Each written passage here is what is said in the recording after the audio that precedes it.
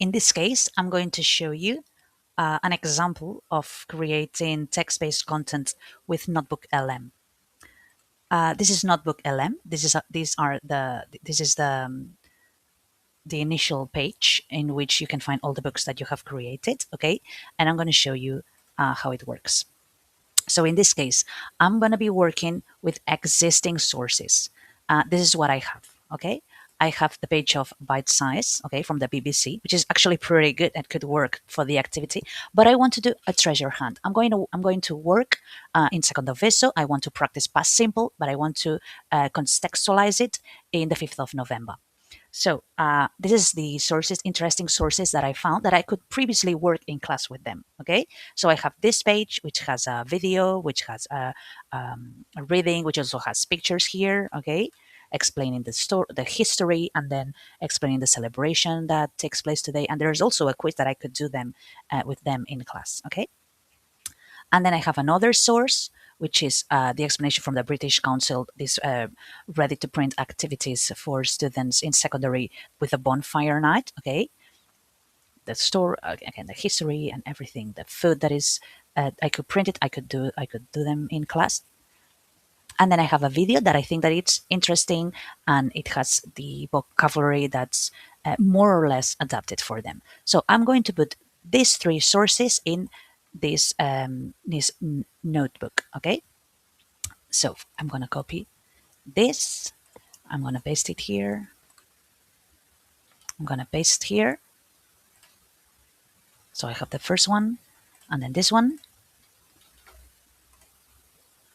I'm going to put it here.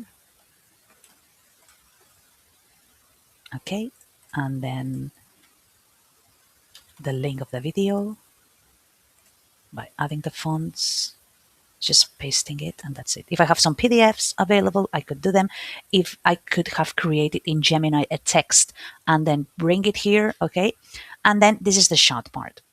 The thing that it does without asking anything is just a summary of all the sources that you have provided, okay?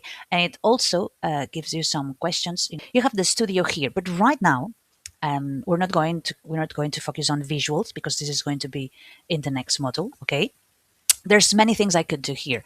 I could create an audio summary. Okay, I could create a presentation as well with visuals. Okay, I could do a summary. I could create a mind map, which could be useful in this case. Okay, I could create a report and then also some flashcards, a test, maybe this for higher students, higher level, sorry, and then an infographic, or maybe if it's about data, I could create a chart. Okay, but what I want is to do a treasure hunt because I've been working this in class with my students, but now I want to finish like a little bit of gamification, and I want to do something in which students stand up and go through different challenges, and I want them to work in groups and everything. So I already prepared the prompt, which is also really similar to the one that I provided you in the course, but I edited a little. As you can see, I wanted to act as an expert in English, okay, as a foreign language teacher. But in this case, I want to work in the second level of secondary. I wanted A2, the activities that I wanted to be A2 level.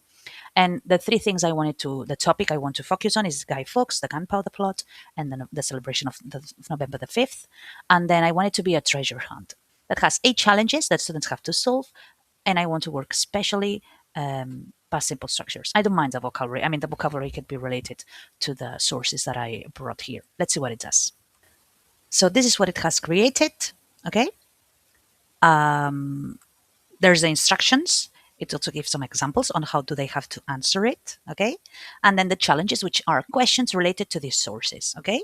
So maybe the thing we could do is prepare these sources and then distribute them around class or around the school, or maybe the level in which we are at school, because the treasure hunt has to be, in this case, it has to be something in which they stand up, they work in groups, they go from one challenge to another. Okay, and then it has these 8 questions that they have to be answered with past simple answers. Okay, it also gives us the answer key.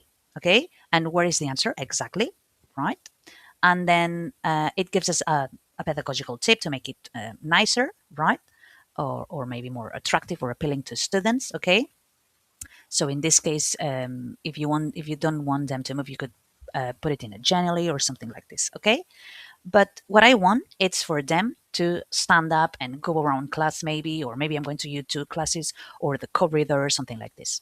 So I'm going to go back to Gemini, and I'm going to say that I want some cards to print them with these challenges. Okay, so I already copied the text, and I'm going to do like a very short prompt in which I wanted to create 8 separate cards with pictures and colors to print and distribute them around school for students to do this treasure hunt. So I'm going to paste it here, and I'm going to every time I put a text, in order for the chatbot, to know which one is the text I'm talking about, I put two slashes. Okay, I'm not absolutely sure that it works, but it's like a way of saying this is my instruction, this is my prompt, and this is the text I'm talking about. Okay.